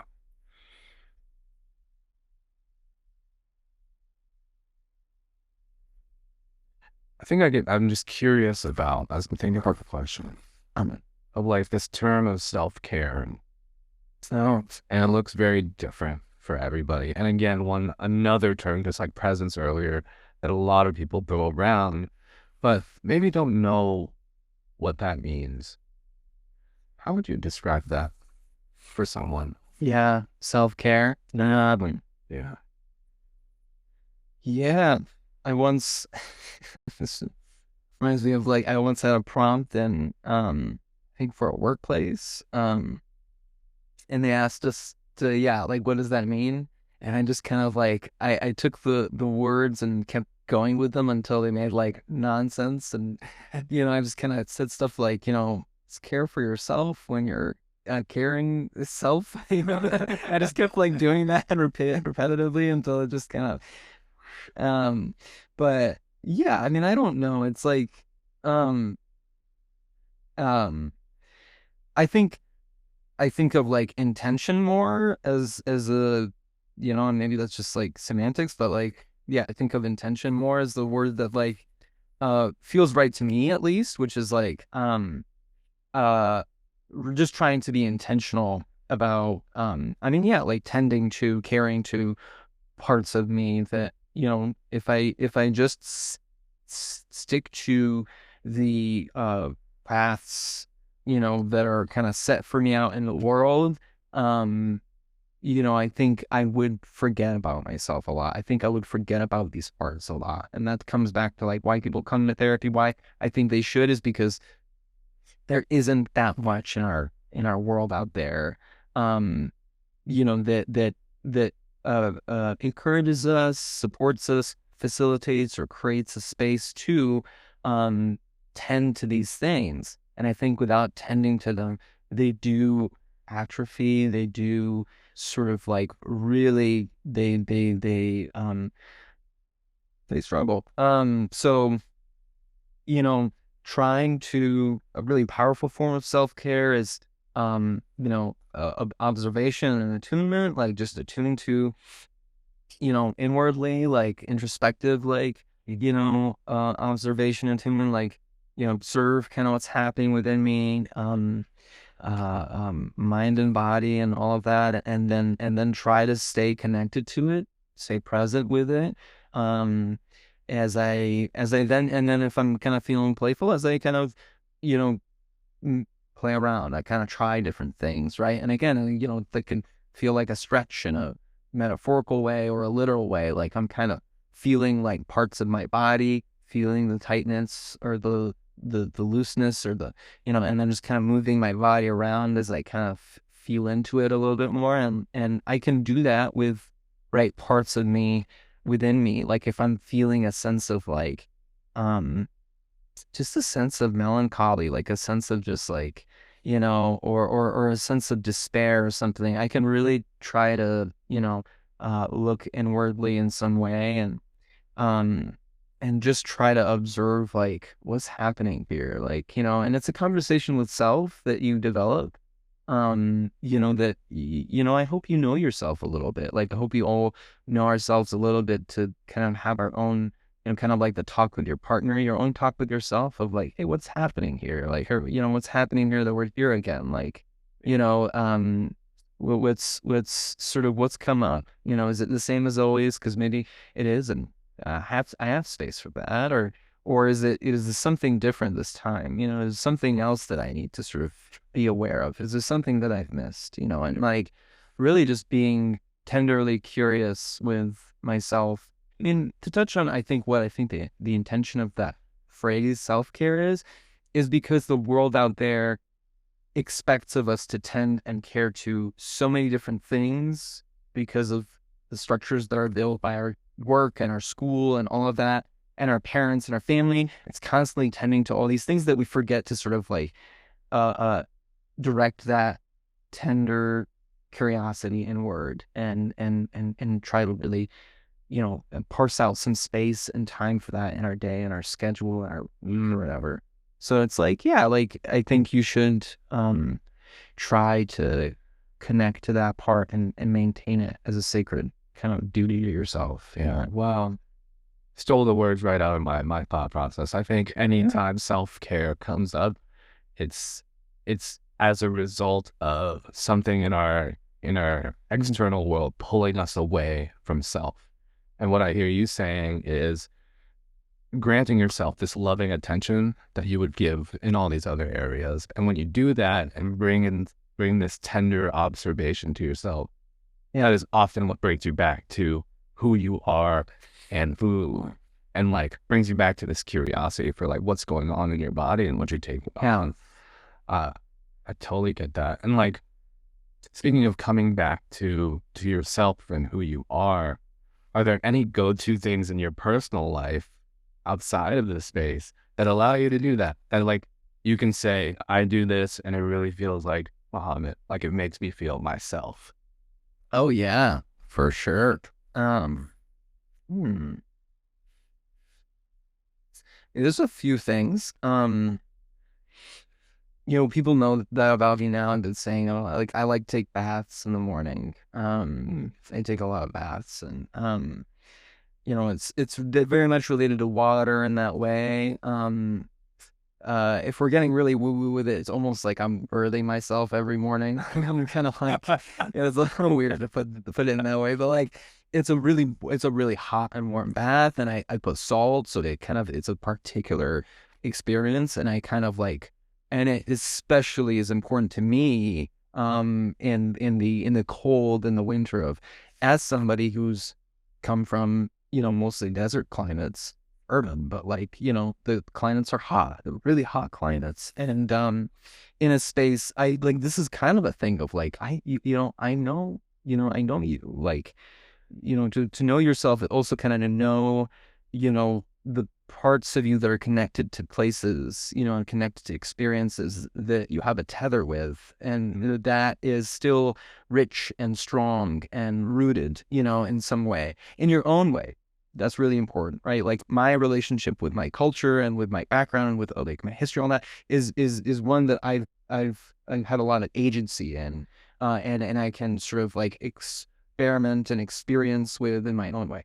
But the bath thing, it's kind of like I kind of sink into, it's my way of like, I'm trying to be present with the fact that I live in a cold climate, and it's winter in Seattle, but I also recognize that a part of me, even down to my bones, really gets nourished by like heat, like really like solid heat that gets into my bones, like into the core of my body. And so I get into a hot bath early in the day, and that heat, I think, carries me through a lot of times throughout the day, and wastes a good bit of water. I'm sorry for the environmental effect of that, but like, it's really important to me.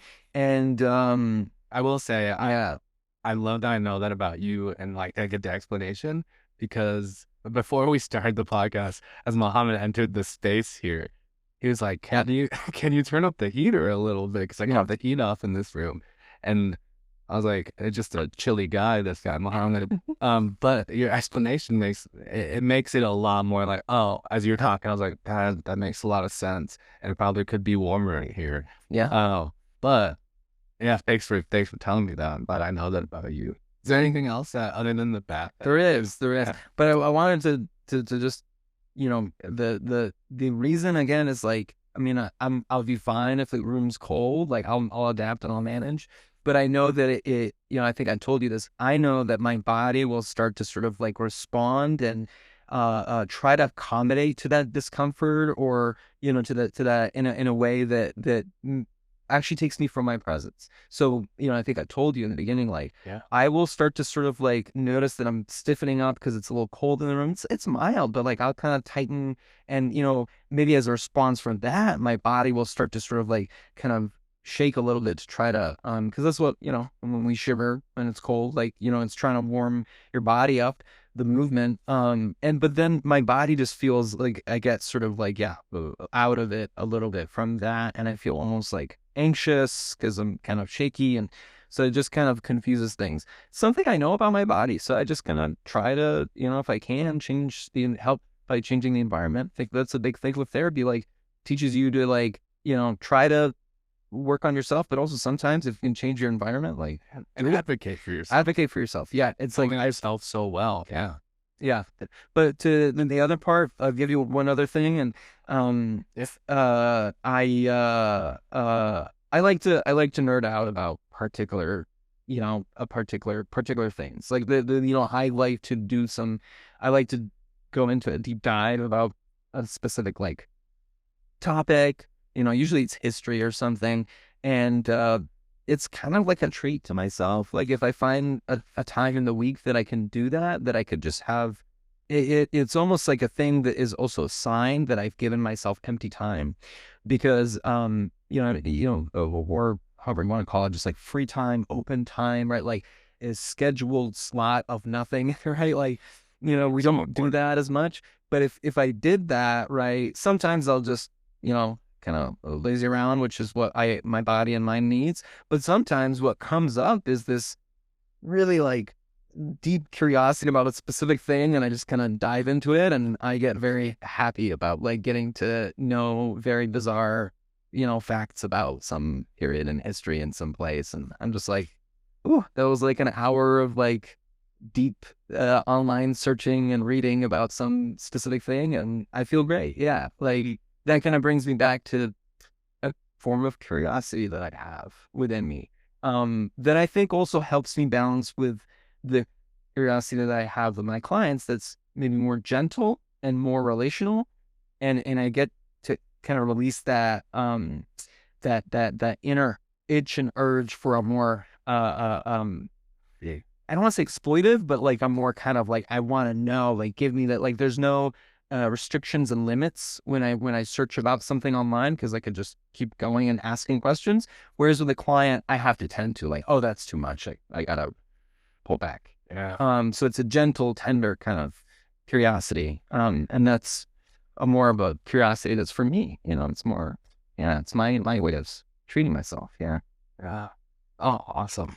Yeah. Awesome. I feel like when I think about that question for myself, and as I've been reflecting somewhere in the background, as I've been listening to you about how do I employ a level of presentness and self-care in my own life, relationship, interestingly enough, is what I lean into. Like, I love hosting dinner parties. Yeah. I love having people in my home like this, It's partially the reason I set up the podcast, and like, because I feel like so disarmed in myself in, like, this space and with people.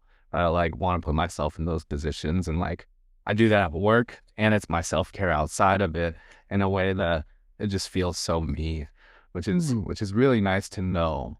Coming back to, like, knowing yourself, like, that is actually what's grounding.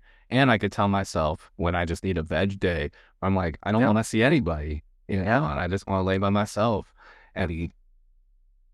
As controversial maybe as it is for other people listening, like, sometimes I just want to scroll on my phone mindlessly and not think, where it's like, that's okay too. And it's just this reconnection, true asking the body and the self, like, what it needs in that moment. Yeah. And, like, if you're doing that, then what you're choosing is informed and sounds like it's the right thing to do for your body. Yeah. Passive, listening, with the scrolling or whatever, like, passive kind of. Yeah. Okay. I get that. Do you, I'm curious about the part with podcasting. Like, do you see a connection between, like, why you picked this up related to the part of you that picked up like, became a therapist, like, interconnected in some way? Yeah. I think there are many reasons as to, like, why I wanted to structure this podcast up the way it's structured. But one of those reasons is because I find myself having so many interesting conversations. Like, you and I have had interesting conversations at work, whenever we can. And I sit there and I'm just astounded what people say and how people feel and what people's perspective on the world is. I'm like, damn, I wish I had a mic right now, so then more people would have access to this, so there's that. And, like, I truly feel connected in conversations like this. So in, like, a selfish way, I know that's very fulfilling for me. Yeah. So to do a podcast where I can meet both of those needs, where I'm like, the community gets to know you and gets to understand how cool you are, I too get to deepen my connection, Yeah. and feel like, and also like build my professional network and like know who I can refer to you and all that stuff. But like more so just deepen my connection to you, because that feels like, I don't know, this might be a heavy claim, but like the purpose of life, at least purpose of my life, to get to know and touch point with like so many people on a level that's deeper than the surface. Yeah.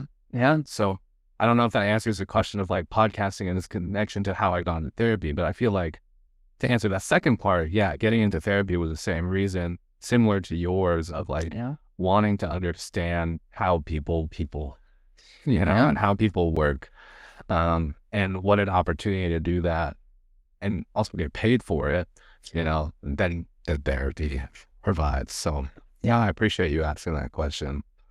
Yeah. Glad that you answered. I mean, glad that you've clearly like felt through and thought through the like that part within you that wants to do this. Do you feel a particular like kind of desire with the sharing part? Like, because you're touching on like there's something that happens between you and I, and there's a desire to share that. What is that? Why do we want to like? There's a part to that happens with probably every type of field or whatever, right? Like the desire to publish, or the desire to sort of like broadcast, or kind of expand and share, and I guess like reach out, like what does that look like within you? Good question. I think similarly, growing up, there was a sense of belongingness that I questioned within myself, of like, how do I belong in certain situations? And there were often times where I felt very disconnected to the environment around. Sure, like I've been privileged to be blessed with like so many great people in my life who have been with me. Like I have the same friends that I went to pre-K with still today, and like I love that. And there are still areas of my life where I wondered if I belonged, or I wondered if I was part of this community, or what this community is. So like I think this need, or this part of me that feels inclined to share conversations like this is it younger or older, I guess in self-reflect, but like a younger part of me that like just wants to feel like included. I'm doing this thing with my hands, like a hug, or like circle where it's like everybody's belonging, right? Belong. Everybody's in. Yes. That's a big one. And it's like I'm feeling so connected in conversations like this. I just want more and more people to feel connected. And I think that somewhere in the subtext, and someone making a decision about going to therapy or staying in therapy with their therapist is there. Like they want to know that you are someone who can take care of them. You are someone they can relate to. I am someone who will be present with them. And I think conversations like this allow someone that knowledge, or like that confidence in us. That experience is so, and as you're talking, I'm just kind of like, wow, it's so like, so human, and so like, I don't know, best word to put, like primal almost. And it's such a powerful force within us, and it's at core to like, when it gets, I guess, wielded in like the challenging and horrific ways, right? When people, have a particular experience of like nationalism, or religion, or ideology, or whatever, and they're like, oh, I need everybody to be on board. I need everybody to belong to this. I will go and like, and use violence to try to bring people in, right? And then the kind of the other end of that, right? The experience of like, there's something here really powerful that I think therapists experience with themselves, with each other, with their clients, like that they're like, I want other people to kind of be brought into this in some way. There's a very human thing, I guess is what I'm saying, like in the just desire to like, I want more people to experience this connection, this joy, this, and it's a balancing thing too. It's just kind of like how much of that you do, and how much of that you're just like, I'm just going to be in it and just like, and like people will kind of, people will come, but it's a very human thing. I love that. I mean, I like what you just said there. Like people will come or people will. Like, Yeah. I'm not unaware that, this conversation might not sit well with some people who are listening. Yeah. Or some people might not listen because they're seeing, two brown men talk about Yeah. whatever. And that's fine. There's no forcing nobody to listen to this whole thing or even to show up. But Yeah. it's also there as an opportunity for people to show up and like to relate and do that. So it's like I can expand this reach and it still allows people to be like, no, I'll go in for the hug. Or like, I'll stay around. And like, that's okay with me. Yeah.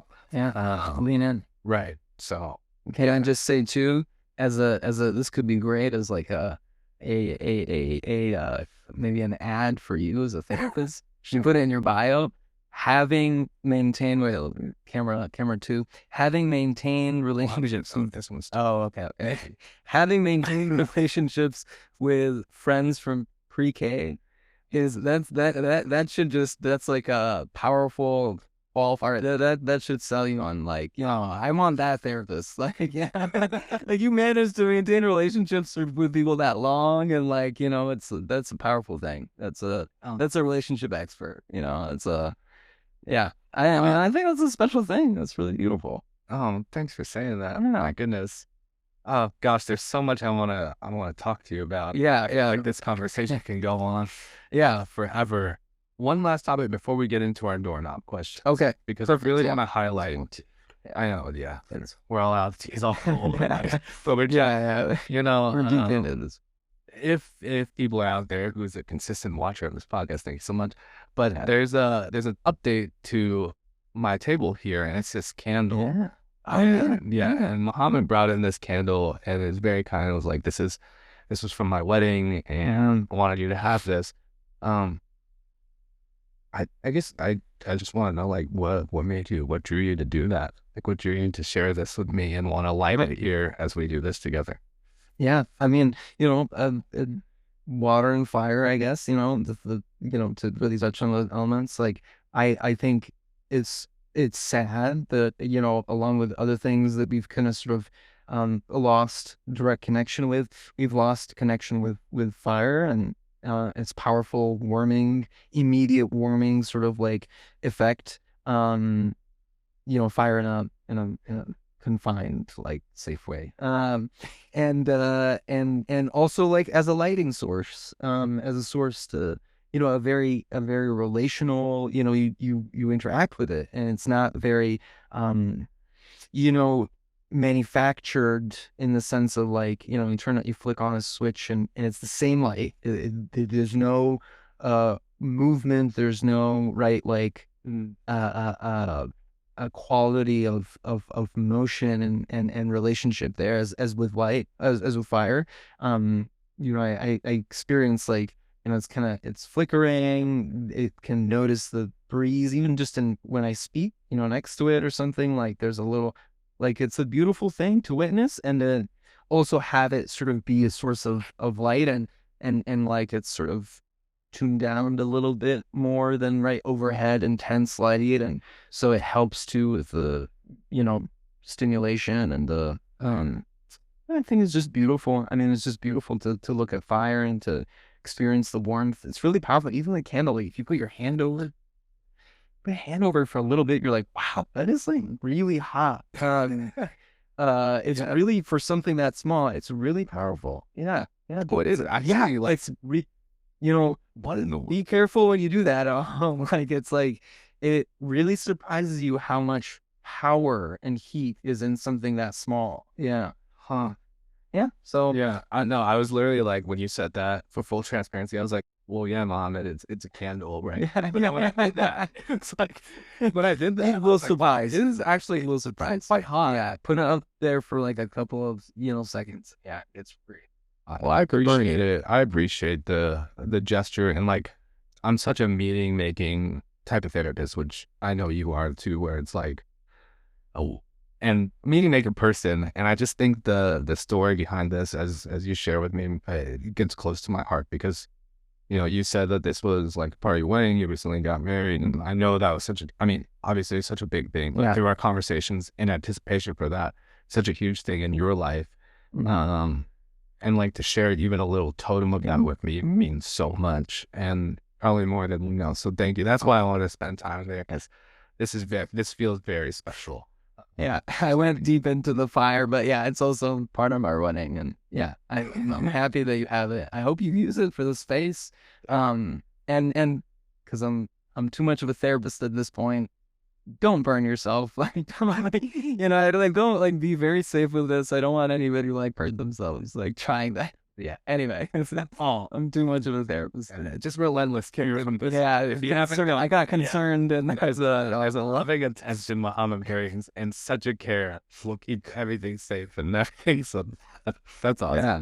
Well, every episode we end with a segment that when I had Kayla on, we came to the name of off questions. And I have 3 for you that I ask every single guest that's on. Yeah. The first one is, what's a small joy in your life that you've been loving recently? Joy. I don't know. Recently. And you can't say bad. You can't say a little hot. Yeah, I know. I was like, I don't want to use the ones I've used, and there's a few more. Um, I like, it's an experience and a moment in my week, but you know, when I'm able to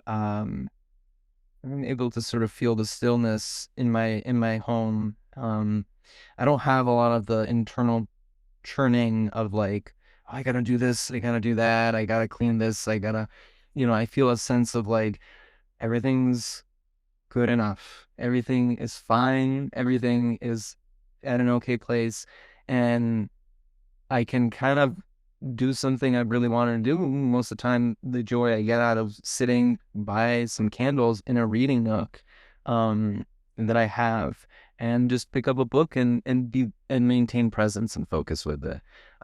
It's also kind of a challenging thing because, you know, I live in today's world, and tension's challenging for all of us now.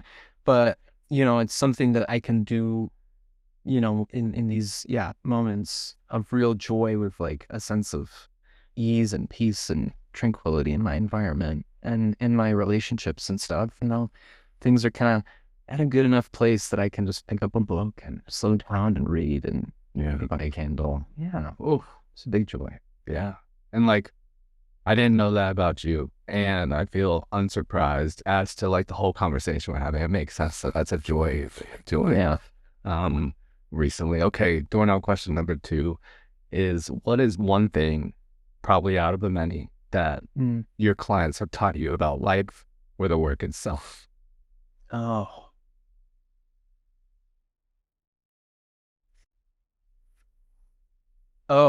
there's a big one. There's always more.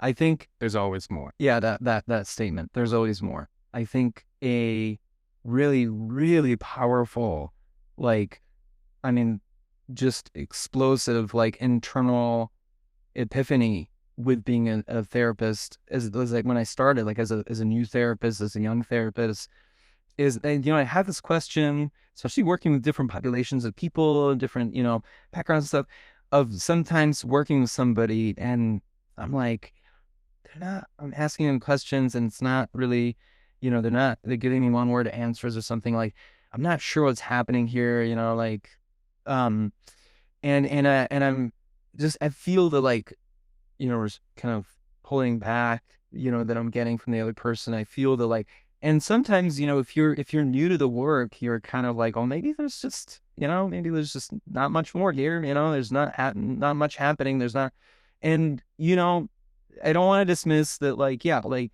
but it's kind of like, you know, waking up, like the sunrise happens every day. And if you ever catch it, like, it's insane. You know, you're like, this just happens all the time. You know, especially if you could go to like Magnuson or something and like catch it with like huge flock of crows, and, you know, it's this wondrous, like, it feels an explosive experience that's just mundane and daily. And so, yeah, you know, when I sit with somebody and we meet every week, sometimes it could feel like, And I think a lot of times internally, they really believe they're not lying, right? Like they're just like, it's just another week, not much. But something starts to happen when, there's something in the relationship and there's enough time and that things loosen up, and then powerful, the box is open, Pandora's box, and just things start to sort of spill out in this wondrous, almost sunrise way, or sunset way or whatever, and it's just it's just a stream, a waterfall of depth that each of us have. That I think is what I was taught by therapy, and what I'll never forget, and what I experience, just with all my clients is I know there's more. I trust it so deeply, even when the other person, even when the client or other people say there isn't, or diminish, minimize, their life experiences and stuff. There's so much more. There always is. I hope every therapist really goes into their work feeling that.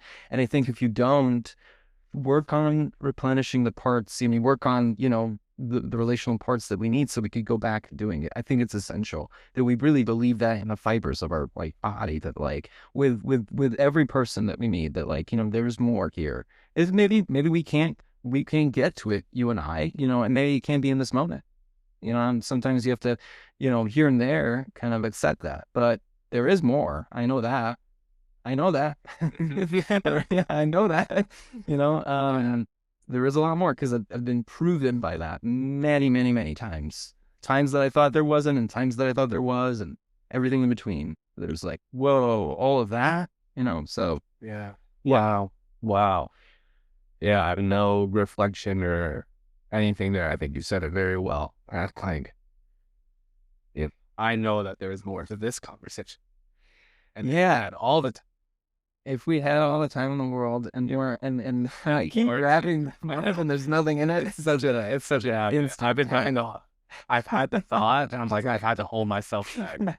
But yeah, I know there's more here, so yeah, we're gonna have to have another episode together. I hope so. I hope you will invite me again. I would love to do it. I would love to be here again, and I'd love to keep talking. And I think people would love to hear more about you and from you again. So yeah, we'll have to get something in the books. But what's left is, what more is this last question of, if you could share a message with your younger self, what would that message be?